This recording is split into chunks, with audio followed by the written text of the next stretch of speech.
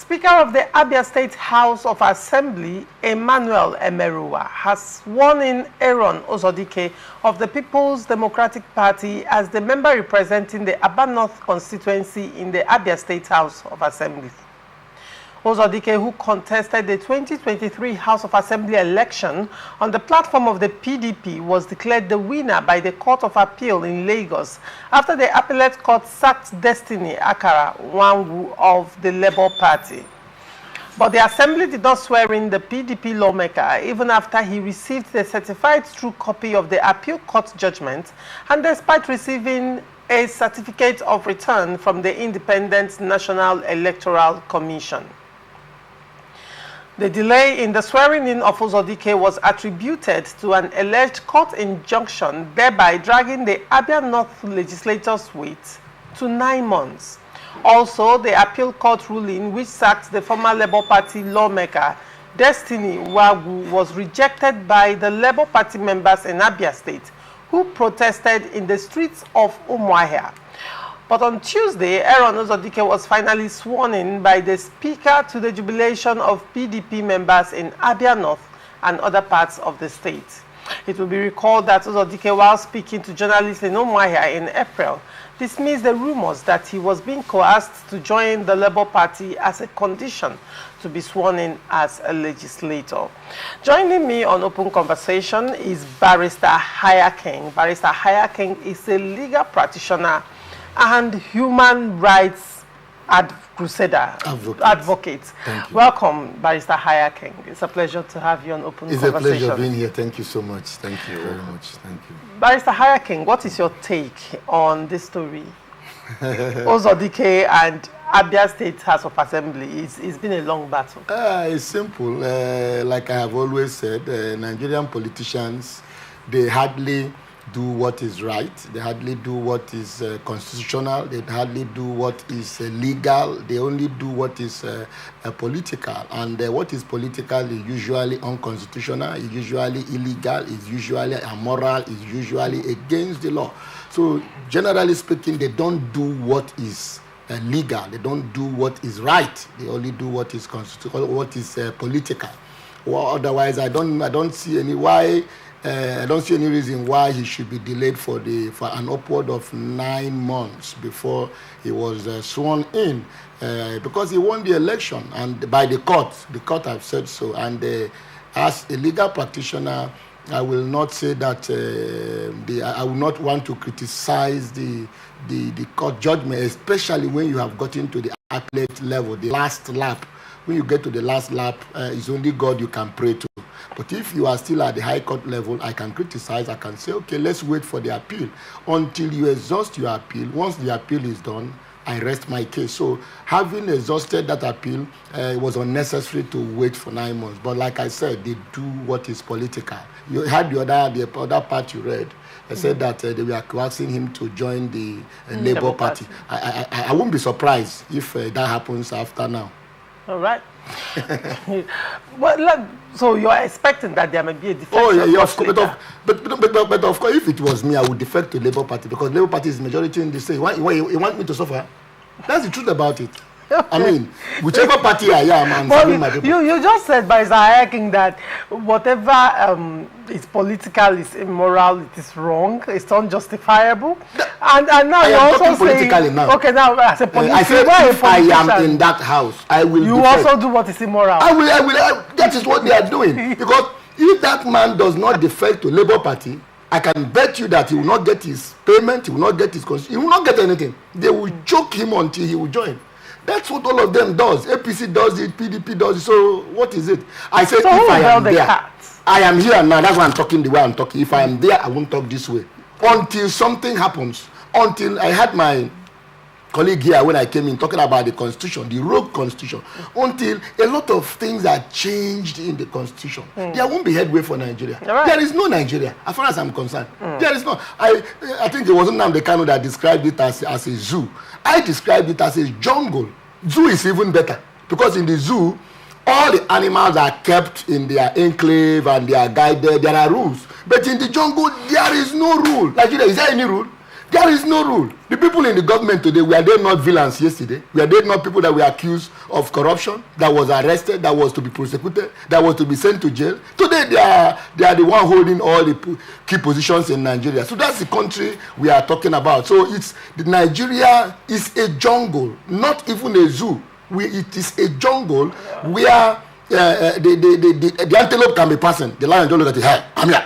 Hey, where are you going? Come, I want to chop. You don't hold the antelope and just grab him and eat him up. That's what we have in Nigeria. That's what we have in Nigeria. It's not a zoo. A zoo is better because a zoo, the antelope is in his cage, the lion is in his cage. In fact, the antelope and the lion can be opposite. And you'll be looking at the lion, hey, lion, you'll be playing with the lion. And nothing will happen. The lion cannot bite him. Say, hey, lion, how are you this morning? He will bring his hand and say, lion, let me shake you. And he will take his hand off again. And nothing will happen. But in the jungle, let the antelope try that in the jungle. They will grab him and finish him one hand. That is Nigeria for you. It's very, very unfortunate. Like the man talked about, if I know, let me say this. If I know that if I get to that house, I maintain my position and remain a PDP member, nothing will happen to me, I will remain. But if you go there, my brother, they will seize your money, seize your salary, seize everything, frustrate the life out of you.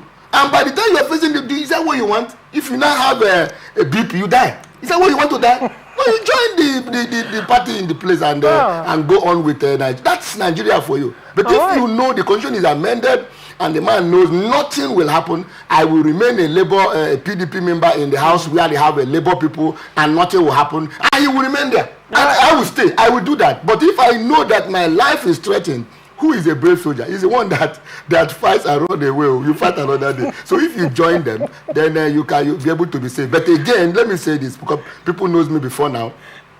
I have had this philosophy that if you cannot beat them, don't join them. People are surprised I'm saying this opposite. I'm saying it with regard to the circumstances of Nigeria.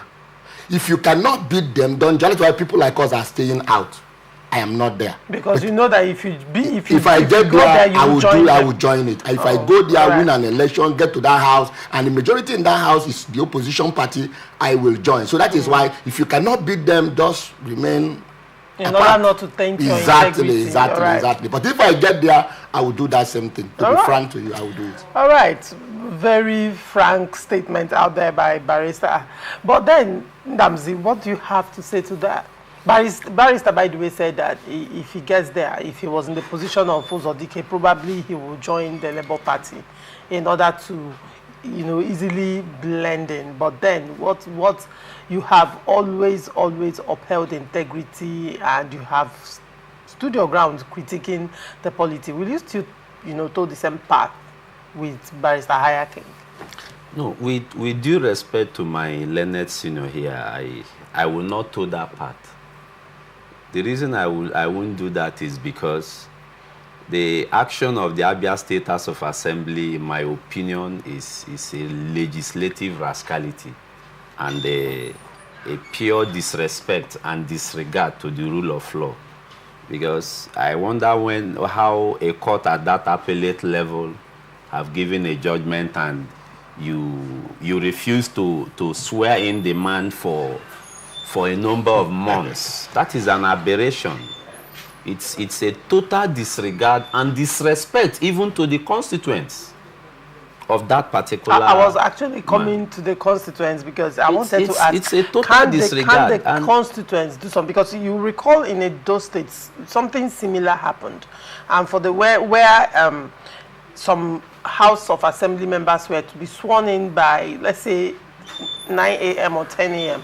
and some persons were sworn in by 5 a.m. And for the lifetime of that State House of Assembly, the others were not sworn in. The question would be, because when things like this happen, the question in my mind would be, what of the constituents? Because what it means is that for the number of years, or in the case of Abia State, for 9 months, that constituency did not have representation. That's it. That constituency did not have the presence of government, right, from the legislature. They were not part of making laws Nothing at all. So why is it that the constituents, as it were, are illiterates, political illiterates? They don't know what to do. They don't know how to get their legislatures, people that they voted, to do the right thing. Or is it pure political apathy, not caring? I mean, we've done our part. The rest is left for you. Where are the constituents of Uzodike? Why did it take this long? Thank you very much. In my opinion, I will be speaking my mind now. All right. I am aware that so many Nigerians, in fact, are fed up with the political happenings in the country. And also, I am also aware that so many are not knowledgeable as to what and how to go about asking their rights. And some have just put up this lackluster attitude of, I don't care whatever they do, they are still the same people. You see, Nigerians have failed to ask for what belongs to them. And our requests most times are not issue-based. Issue-based in the sense that we don't know how to channel these demands. The constituents are within their rights to protest legally at the complex of the assembly, demanding to know why their representative was not sworn in. But we didn't hear any of them do that. Now, you see, for 9 months, that constituency had no representation. The man was not paid his entitlements, his allowances, his salaries, and possibly they may have shared constituency projects in the house. You see that that particular constituency now have been denied their rights. So people should be aware. Can the constituents take the State House of Assembly to court? Of course they can. Probably, let's say that Uzodike himself is not a politician in the real sense of the word. Possibly he's just being consumed by the fact that Labour Party is in the majority. Possibly. See, it shows the fact that our leaders have no respect for our laws. Yes, we know we have a very bad constitution. We have very, very tricky electoral act and very shabby way of playing politics in Nigeria. But that does not mean that rules, the ones we have, shouldn't be obeyed. All right.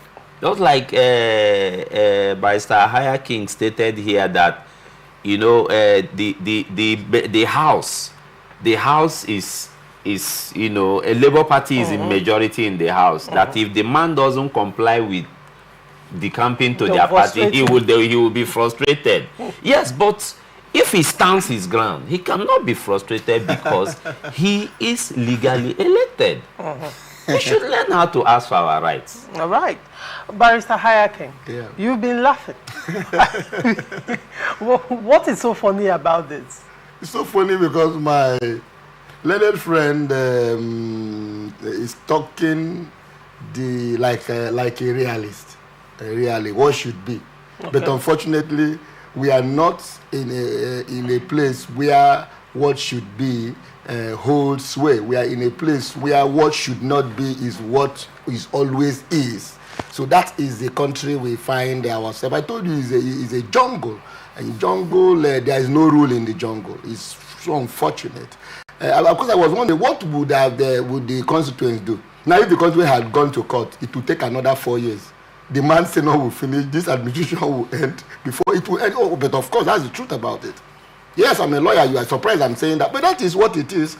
I am saying that because it's not just the lawyers that delay matters. We don't have enough judges. I was talking with a judge the other day, and he told me that the thing has gotten to the extent that there is a quarrel in the house now. That from the court chamber, to the personal chamber, to the house. In fact, that now he has moved the chamber to the house. Upstairs, that is where he stays. In fact, if he's eating, there is one book here. I say, but that is what it is. So the judges are overworked. That aside, the problem is that in Nigeria, somebody can do whatever he likes and get out with it. It's unfortunate. Otherwise, why would somebody who has won an election got into the apex court, and I mean apex court, the last court, where the decision, after that court, it is God you pray to. And you kept him for 9 months. Like, that's why I said I wouldn't be surprised after he was talking about people like holding their ground, my learned friend. Who has held his ground and succeeded? Mention one person, one legislature, one governor who has ever held his ground and succeeded. Nobody. Maybe when you respond, yes, you tell me that. I am aware in 1999. Okay. Senator Magnus Abe won House of Assembly election under the platform of APP. Yes. He stayed in that house, even though there were two of them. He stayed in that house till the expiration of that first tenure. It was the second tenure that he defected. Why did he defect? No, but he held his ground. Let me tell you. He defected because he had an offer from the government to become a commissioner. And Damsey, what they know now, they didn't know it then. Now you can't try it. No, the system have gone so bad. That time is the olden days. The system that thing we're talking about is comparable to like 100 years ago, 200 years ago. It can't happen now. You're talking about 24 years now. No, the rot is terrible now. I can admit. Stood his ground. You can't stand your ground in that house. One of my relations was in the last house under Wike. He came up from another party, first tenure. He told me what he went through. There was no allowance. There was no vehicle. There was nothing. I told him, my brother, defect now. You have to go to them. Eventually defected. That was when everything was presented. Nine. Your sons don't come that thing. Okay, come. They now give you whatever. That is not just Rivers State. Nigeria is even at the Federal House of Reps. Even at the House of Reps. I have been talking about whether the House of Reps members can defect. They cannot defect. It's the same thing. It's the same law that you cannot move from one party to the other. Yes. They have, you see, I heard you saying that section 109, the famous section 109 about defection. Why did that section come in place? That section came into being because of defection, to stop defection. To make sure people don't defect. And yet, Rivers State House of Assembly members, 27 of them, defected. That's why I told you they don't do what is legal. They don't do what is constitutional. Listen very well. They don't do what is legal. They don't do what is constitutional. They don't do what is moral. They don't do what is right. They only do what is political. And what is political is against the constitution, is immoral, is illegal, is not right. That is what they do. They see that section. Now, one of their the new restored chairman is that saying that they are members of. No, I'm just mentioning because I didn't contribute to that. They are now members of APC, and they are saying we are not members of APC. Why didn't you see that section? What that section wants to cure is what you went openly, brazenly, with your eyes open. You went and violated it, and now you are saying I'm not PDP, I am APC. What kind of people are these people? All right, Barrister Hayakin, that's the problem. We are already past that story. I wouldn't want us to go back.